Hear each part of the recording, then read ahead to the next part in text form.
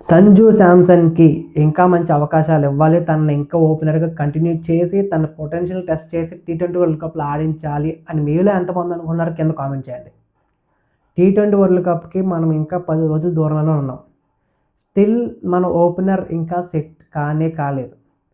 సంజు శాంసన్ ప్లేస్‌లో ఇషాన్ కిషన్‌ని తీసుకొని పెట్టడం బెటర్ అని చాలామంది అనుకుంటున్నారు.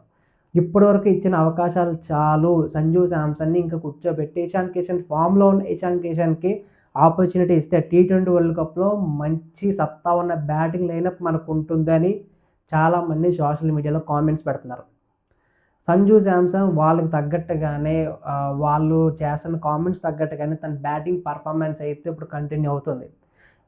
ఒక మంచి ఫుట్‌వర్క్ లేకుండా ఒక క్రీజ్‌లో స్ట్రక్ అయిపోయి అంటే మంచి బాల్ కాని బాల్‌ను కూడా తను ఆడుతున్న విధానం ఎలా ఉందంటే, ఈరోజు ఆడిన శాంట్నర్ బౌలింగ్‌లో బౌల్డ్ అయిన విధానం క్లియర్‌గా చూస్తే గ్రీజ్‌లో స్ట్రక్ అయిపోయాడు. అంత మంచి బాల్ కూడా కాదు. అలాంటి బాల్‌కి కూడా సంజు శాంసన్ బౌల్డ్ అయ్యాడంటే తను క్లియర్‌గా ఫామ్‌లో లేడు అని అర్థమవుతుంది. ఇంత ఈ టీ20 వరల్డ్ కప్ ఇంత దగ్గరలో ఉన్నప్పుడు సంజు శాంసన్‌కి అవకాశాలు ఇవ్వడం అవసరమా అని చాలామంది నెటిజన్స్ అయితే కామెంట్స్ పెడుతున్నారు. మీరేమనుకుంటారు? సంజు శాంసన్ ఇంకా టీమ్‌లో కంటిన్యూ చేయాలా? లేదంటే సంజు శాంసన్ ప్లేస్‌లో టీమిండియాకి ప్రయారిటీ ఇచ్చి ఫామ్‌లో ఉన్న batsmen up to the order పంపించాలా అని మీరు ఎంతమంది అనుకున్నారో కింద కామెంట్ చేయండి. ఎందుకంటే ఇప్పుడు ఉన్న పరిస్థితుల్లో ఇషాన్ కిషన్ చాలా భయంకరమైన ఫామ్‌లో ఉన్నాడు.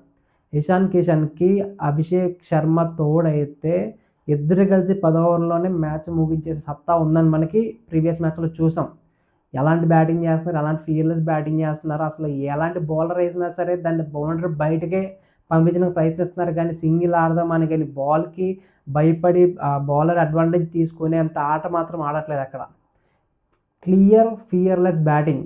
ఇటు పక్కన చూసుకుంటే సంజు శాంసన్ తడబడుతూ డౌట్‌గా సింగిల్ తీయాలా, షాట్ కొట్టాలా చాలా మటుకు మిస్ టైమ్ అయ్యి బ్యాట్ బ్లేడ్ తిరిగిపోయి కొంచెం ఆక్వర్డ్‌గా తన బ్యాటింగ్ అయితే స్టార్ట్ అవుతుంది.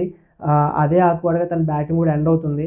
ఈ పొజిషన్‌లో సంజు శాంసన్‌కి అవకాశం ఇవ్వడం అంత అవసరమా అని చాలామంది అంటున్నారనమాట. మీరేమనుకుంటున్నారో కింద కామెంట్ చేయండి.